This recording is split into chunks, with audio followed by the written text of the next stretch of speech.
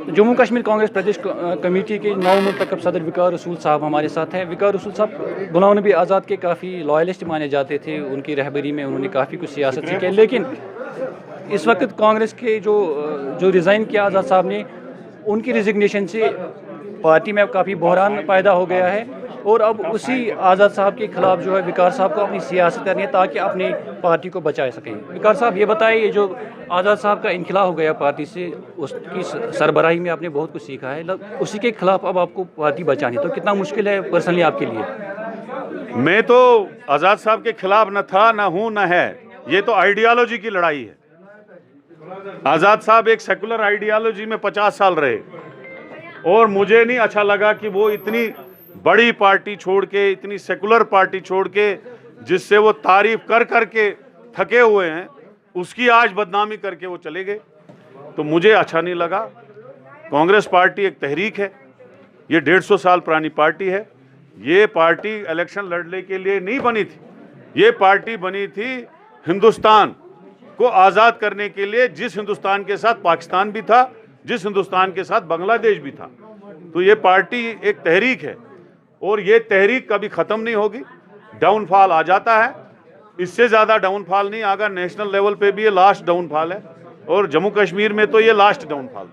इसके बाद सीढ़ियाँ चढ़नी है, कम नहीं होंगी। आने वाले वक्त में हम इस पार्टी को रिव्यू करेंगे, नए नए लोगों को लाएंगे, नए नए चेहरों को लाएंगे और इंशाल्लाह इस पार्टी को आगे बढ़ाएंगे। जो लीडर भाग रहे हैं या आपका काडर भाग रहा है, जम्मू से बहुत से सरपंच है, बीडीसीज है, बहुत तादाद है, तो क्या ला है मतलब उनको रोकने के लिए? वो कांग्रेस पार्टी की टिकट से जीते थे। आइंदा आएंगे लोगों के पास तो वहाँ पे उनको पता लगेगा कि हम कहाँ जीते थे और कहाँ पहुँच गए। वक्त आएगा, सारा कुछ लोगों को पता चलेगा। इधर परसों 2 महीने पहले आम आदमी पार्टी का बड़े चर्चे थे, आम पार्टी आ गई, आम। आज क्या है? ज़ीरो है। ये भी आएगी, हमें पता है इसके पास है कितना पोटेंशियल, क्या है, लोग कितने जा सकते हैं, कितने एमएलए बन सकते हैं, हमें सारा मालूम है। और हमें पता है इस पार्टी की भी 2 महीने में आप हवा देखेंगे, टायर पंचर हो जाएंगे। तो जिस तरह से जो इलेक्टोरल डायनामिक्स है वो अब चेंज होने वाला है इस पार्टी से, क्योंकि आज़ाद का काफ़ी सपोर्ट है यहाँ, एक रेस्पेक्ट भी है अक्रॉस पॉलिटिकल स्पेक्ट्रम। तो डू यू थिंक जो पीएचडी है या एनसी के साथ आप प्रपोल अलायंस करेंगे आने वाले अगर इंतखाबात होंगे यहाँ पर? कांग्रेस पार्टी एक सेकुलर पार्टी है और जब भी हम जाएंगे अलायंस में, हम बीजेपी के साथ नहीं जा सकते।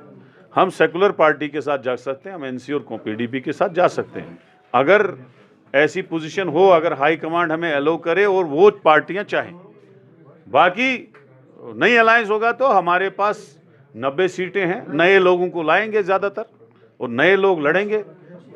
कुछ जीत भी सकते हैं, कुछ हार भी सकते हैं और इंशाल्लाह आगे बढ़ेंगे। Thank you. कश्मीर में जो भी नई पॉलिटिकल पार्टी आती थी उसको फारूक अब्दुल्ला साहब या एनसी की तरफ से कहा जाता है वो बीजेपी की बी टीम है, लेकिन सिर्फ आज़ाद साहब को उन्होंने कहा कि नहीं, ये एक सेकुलर लीडर है, नेशनल लेवल की पार्टी बना सकते हैं। तो इस पर आप क्या कहेंगे? वो ऑलरेडी दोनों यारों के दरमियान बात करके है, तो ऐसे बोल देना और मुझे बचा लेना बीपी टीम बोलने से। थैंक यू, बहुत बहुत शुक्रिया, थैंक यू।